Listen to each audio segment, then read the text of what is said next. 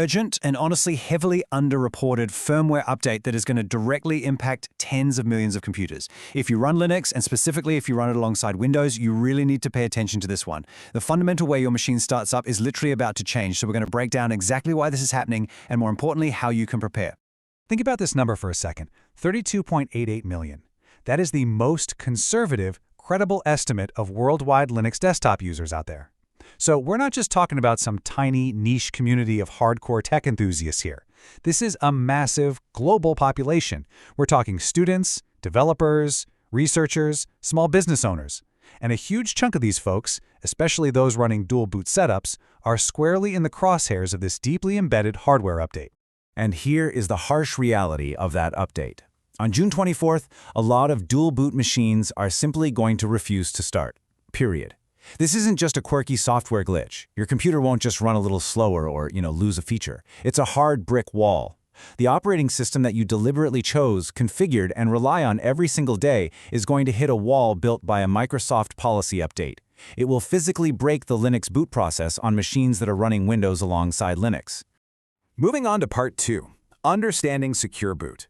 To really grasp how this crisis is unfolding, we have to look under the hood. Let's break this down. Secure boot is a feature of your computer's UEFI firmware. Basically, that's the low-level software on your motherboard that fires up before your operating system even loads. It demands that all boot software be cryptographically signed by a recognized key.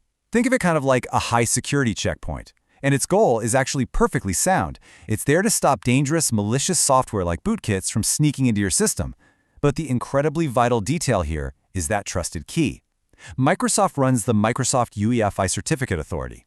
They essentially act as the bouncer at this security checkpoint, completely managing the root of trust for the overwhelming majority of personal computers sold anywhere in the world. Notice the stark contrast in these two boot experiences. For Windows, the process is incredibly straightforward. Microsoft signs Windows, Windows boots. Easy, right? But for Linux, it's a much more fragile dance. Historically, Linux has had to bypass this Microsoft-controlled checkpoint using something called a SHIM. Now, a SHIM is just a tiny bootloader that carries Microsoft's signature. It acts like a VIP guest pass. It gets past the bouncer because it has Microsoft's stamp of approval. And then it immediately turns around and verifies the actual Linux bootloader using Linux's own keys. It's a very clever engineering solution to what is essentially a political problem, and has worked, albeit imperfectly, for over a decade. Which brings us to part 3. The SBAT revocation update. So, what exactly is turning this fragile, decade-long workaround into an absolute crisis? Why is this breaking right now?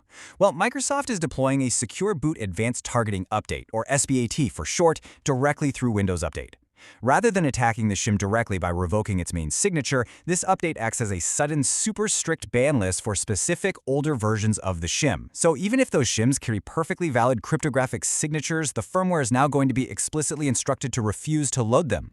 Now, this really highlights the two very competing perspectives on this sudden rollout. On one side, we have Microsoft's stated motive, which is revoking vulnerable SHIMs for legitimate boot security. And technically, their argument absolutely has merit. Some of those older SHIM versions on the list do have documented vulnerabilities, and boot security is a very real concern. But then on the other side, we have the Linux community's stance. They view this as a competitive disruption executed with literally zero advanced coordination. The argument there is that if security across all operating systems was truly the priority, Microsoft would have coordinated with Linux maintainers months in advance, given clear warnings to dual boot users, and built detection tools right into Windows Update. Instead, this particular deployment timeline pretty much guarantees maximum disruption.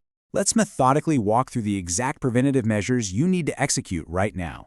Step 1. Go check your distribution's official forums for SHIM updates. If an updated SHIM package exists that isn't on that revocation list, installing that update before June 24th is the single most critical action you can take.